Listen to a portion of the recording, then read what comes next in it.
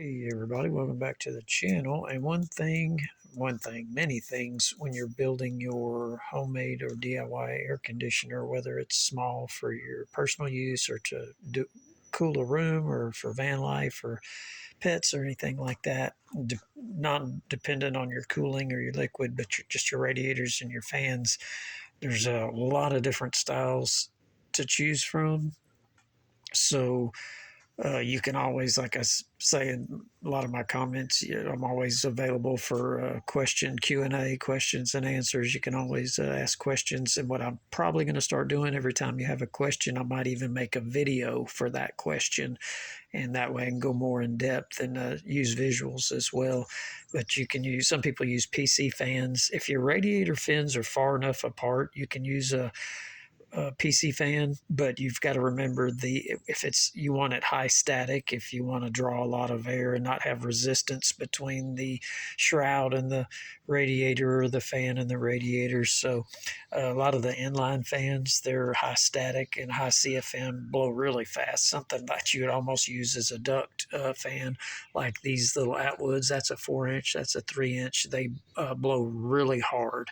But one of the drawbacks, if you have limited ice supply, if that's what you're using and you're using a really, really fast fan, it's drawing a lot of hot air from the backside through the radiator. So you will melt your ice by cooling or heating the water faster, dependent on your supply of ice. Now, if you've got a lot of ice, it doesn't matter. That's my choice, was to cool a 8x12 room in my box fan that I was traveling in. So my choice was to use a really fast fan because I wanted to cool the room. If you want to just cool like under a sheet or something and you're really trying to conserve air, you can go with a PC.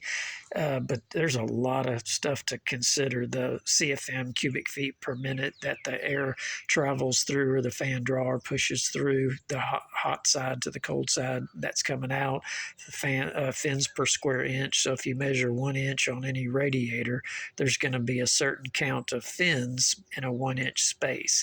So that will be important if you're in a humid environment and pulling moisture through. So a little drop of water has to be pulled through that set of fins. So you really need a high static fan to do that. And you can buy computer fans that are high static as well.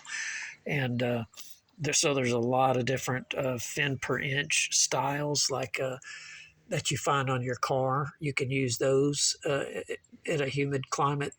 There's not a lot of tubes, but it's just something I've experimented with. But you definitely want to pay attention to the CFMs that are moving through.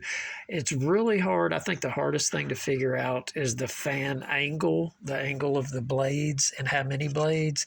I don't think that's as important as the CFM and high static. So it's either high static or it's not. If you want to pull a lot of air, you really need a high static fan, no matter what style it is. The fin count's not that important. Uh, but the high static is very important. And I've noticed the CFM it's important, but it's not as important as I thought, because the CFM rating on these Atwood fans is actually not that high, or at least I noticed too that a lot of their data is different than what you see on the box, as opposed to what you see on, say, Amazon or even their website where they sell the fans. And I used to work for a tech company, so I used to have to call companies all over the world to update our PDFs for our infrared cameras that we were making. And so a lot of the data, when you read data, you have to remember there's even a margin of error in the data that you're reading. Even if you're buying a truck with a tow package, it's going to say it can pull this many pounds, but there's a lot of variables going uphill versus downhill versus flat versus altitude up in the mountains and stuff like that.